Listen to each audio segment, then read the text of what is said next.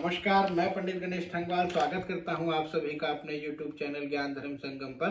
तो दोस्तों, आज की वीडियो को बनाने का जो विषय है वो है प्रणाम की महत्ता। कि प्रणाम करना हमारे शास्त्रों में, हमारी परंपराओं में, हमारे बुजुर्गों द्वारा जो हमको बताया गया है कि अपने से बड़ी उम्र के लोगों को, अपने से ज्ञान में बड़े लोगों को हमेशा प्रणाम करना चाहिए। ऐसा क्यों कहा गया, इसीलिए आज का वीडियो बनाने जा रहा हूं। तो जिन लोगों ने अभी तक मेरे चैनल को सब्सक्राइब नहीं किया है वो लोग चैनल को सब्सक्राइब कर लें। वीडियो अगर आपको अच्छी लगे तो लाइक करें, शेयर करें और वीडियो पर कमेंट जरूर करें। साथ ही बेल आइकन को हिट करें जिससे कि मेरा प्रत्येक वीडियो आप तक पहुंचे। तो शास्त्र कहता है प्रणाम करने से आयु, यश और विद्या का वर्धन होता है, अर्थात आयु, यश और विद्या बढ़ती है। इसी संदर्भ में एक कथा आपको मैं सुनाने जा रहा हूं। एक काशी नामक नगरी में एक ब्राह्मण रहते थे जो अत्यंत विद्वान थे, पर उनको संतान नहीं थी और संतान की प्राप्ति के लिए ही उन्होंने अनेक वर्षों तक भगवान शिव शंकर महादेव की कठोर तपस्या की। कई वर्षों तक तपस्या करने के बाद में भगवान महादेव शिव शंकर जी प्रसन्न हुए और उनसे प्रसन्न होकर वरदान मांगने को कहा। तो ब्राह्मण देव बोले कि प्रभु, आप तो जानते ही हैं कि मुझे संतान नहीं है और मुझे संतान पुत्र रत्न की प्राप्ति के लिए वरदान चाहिए। तो मुझे ऐसा वर दे जिससे कि मुझे पुत्र की प्राप्ति हो। भगवान महादेव बोले कि ठीक है, किंतु तुमको कुपुत्र चाहिए या सुपुत्र चाहिए। तो ब्राह्मण देव बोले कि इन दोनों में क्या अंतर रहेगा। तो भगवान महादेव जी बोले, जो सुपुत्र होगा उसकी आयु मात्र 5 वर्ष की होगी, लेकिन इन 5 वर्षों में वह आपका और आपके कुल का मान का वर्धन करेगा। और जो कुपुत्र होगा उसकी आयु 100 वर्ष की होगी और वह 100 वर्षों तक आपका और आपके कुल की मान हानि करता रहेगा। ब्राह्मण देव बड़े ही असमंजस की स्थिति में आ गए। अंततः उन्होंने सुपुत्र होने का आशीर्वाद लिया और अपने घर को आए। समय आने पर एक पुत्र रत्न की प्राप्ति हुई। पुत्र अत्यंत मनमोहक, सुंदर छवि वाला था। पुत्र को देखकर ब्राह्मण देव प्रसन्न हुए। धीरे धीरे पुत्र बढ़ने लगा और साथ ही बढ़ने लगी ब्राह्मण देव की चिंता। चंद्र की कलाओं की तरह दिन बीते, मास बीते और वर्ष बीतते चले गए। इस प्रकार 4 वर्ष बीत गए। 4 वर्ष बीतने पर ब्राह्मण देव अत्यंत चिंता में हो गए और इसी समस्या से जूझते हुए एक विद्वान संत के पास में गए। संत को देखा, प्रणाम किया और उनसे कहने लगे कि मेरा एक बालक है, उसकी 5 वर्ष की आयु है, जिसमें 4 वर्ष की आयु बीत चुकी है, मात्र 1 वर्ष की आयु उसकी बची है। क्या उसकी आयु का वर्धन किसी प्रकार से हो सकता है? इस पर संत महात्मा बोले कि इस प्रकार से अगर 5 वर्ष की आयु किसी भी देवता ने बताई है तो आयु तो 5 वर्ष की ही रहेगी, परंतु यदि कोई सिद्ध पुरुष, कोई सिद्ध जीव, कोई सिद्ध पुरुष इन्हें आशीर्वाद दे तो उससे इसकी आयु का वर्धन हो सकता है। ब्राह्मण देव बोले कि ऐसे सिद्ध जीव हमें कहाँ मिलेंगे। इस पर संत महात्मा बोले कि सिद्ध जीव को ढूंढने का प्रयत्न ना करें, बल्कि सभी जीवों को सिद्ध मारकर इनको प्रणाम करें। इस प्रकार से ब्राह्मण देव ने गंगा जी के किनारे ही एक कुटिया बना ली और साथ ही अपने पुत्र को ले आए और पुत्र को समझाया कि प्रतिदिन तुम्हें यहाँ पर खड़े होकर सभी जीवों को, जो भी यहाँ गंगा जी के किनारे आए, उनको प्रणाम करना है। इस प्रकार बालक नित्य प्रति नियम से सभी जीवों को प्रणाम करने लगा। प्रणाम करते करते 1 वर्ष बीत गया और इस प्रकार से 1 वर्ष बीतने में केवल 4 दिन शेष बचे थे। पिता अपने पुत्र को देखता हुआ अति चिंता में व्याकुल हो गया, पर काल चक्र को कौन रोक सकता है। वह दिन भी बीता और अब दिन बच गए मात्र 3। उसी दिन गंगा जी के किनारे सप्तऋषि आए। सप्तऋषियों को देखकर नित्य नियम के अनुसार बालक ने उनको प्रणाम किया। और सप्तऋषियों ने उसे बालक को चिरंजीवी होने का आशीर्वाद दिया। तो इस पर ब्राह्मण देव की अश्रुधारा निकल गई और ब्राह्मण देव रोने लगे।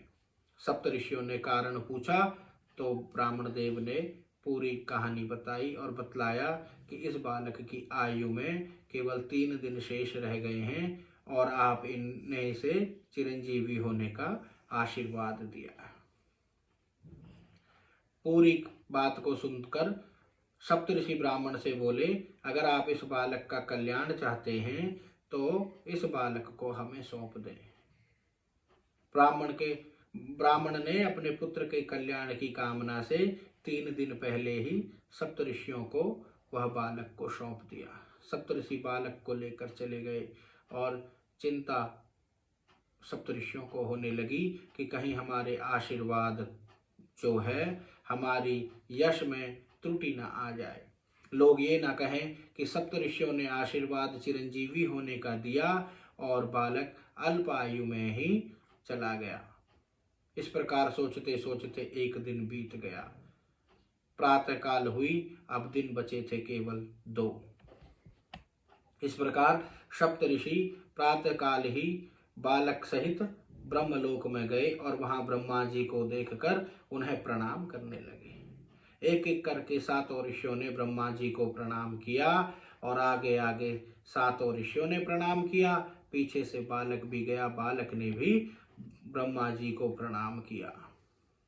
ब्रह्मा जी ने सभी को देखा और चिरंजीवी भव का आशीर्वाद दिया और बालक को भी चिरंजीवी होने का आशीर्वाद दे दिया। इस पर सप्तऋषि मुस्कुराने लगे। तो ब्रह्मा जी ने कारण पूछा तो बोले कि हे ब्रह्मदेव, यह बालक जिसे आपने चिरंजीवी होने का आशीर्वाद दिया है, इस बालक की मात्र 2 दिन की आयु बची है। इस पर 2 दिन की मात्र आयु बची है। इसी प्रकार से हमने भी कल इस बालक को आशीर्वाद दिया था तो हमें पता चला कि इसकी केवल 3 दिन की आयु बची है। अब हम चिंता में थे कि किस प्रकार से हमारे आशीर्वाद के यश को ख्याति न त्रुटि न पहुँचे, कि लोग ये ना कहें कि सप्तऋषियों ने इसे चिरंजीवी होने का आशीर्वाद दिया और बालक अल्पायु को हो गया। परंतु अब हम कह सकते हैं कि यदि ब्रह्मा जी का आशीर्वाद विफल हो सकता है तो हमारा भी आशीर्वाद विफल हो सकता है। इसलिए अब हमें किसी बात की चिंता नहीं। सप्तऋषियों की चिंता तो मुक्त हो गई, परंतु ब्रह्मदेव चिंता से युक्त हो गए, व्याकुल हो गए और सोचने लगे कि यह क्या हो गया। इस प्रकार सोचते सोचते एक दिन बीत गया। प्रातः काल हुई और ब्रह्मा जी ने सोचते हुए विचार किया और शिवलोक कैलाश पर्वत पर चले गए और सोचने लगे कि भगवान शिव ही इस समस्या का निवारण कर सकते हैं। बालक को लेकर शिवलोक गए। वहां आगे आगे ब्रह्मा जी, उनके पीछे सप्तऋषि और उनके पीछे ब्राह्मण बालक, सभी ने भगवान शंकर को प्रणाम किया। भगवान शंकर भी अपनी मस्ती में थे और सभी को 5 मुखों और 10 भुजाओं से चिरंजीवी होने का आशीर्वाद दिया। इस पर ब्रह्मा जी हंसने लगे। तो शिव ने कारण पूछा तो भगवान ब्रह्मदेव ने शिव जी को बतलाया कि इस बालक का आज अंतिम दिन है आयु पूर्ण होने का और आप इसे चिरंजीवी भव का आशीर्वाद दिए। इसी प्रकार से मैंने भी कल इसे चिरंजीवी होने का आशीर्वाद दिया था।